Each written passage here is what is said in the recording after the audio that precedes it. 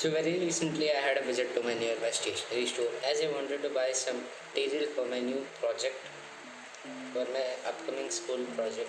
So I had to get some printout over there.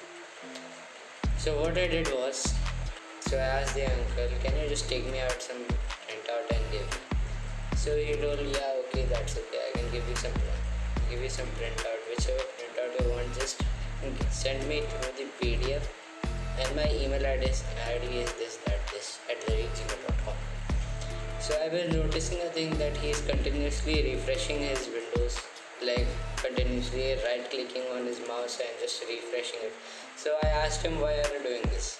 He told that, don't you know beta that doing this can increase the speed of your computer. So I thought, how can this increase the speed of the computer? So I decided to make a video after coming back to home. So let's talk about what is this refresh. Refresh was just a button that was added in the late 1980s when newly the GUI computers were introduced. As you know, the older computers were not so fast, not so good, and they did not have the RAM, the SSD so good as compared to the modern computers. So when the GUI was introduced, so whenever you do any kind of task, like it is deleting, copying, cutting a file from somewhere and pasting it out, the older computers were not able to display after doing such type of tasks. So this refresh button, what it did was, whenever you used to refresh it, it used to display and update the windows so that it was able to display in the GUI.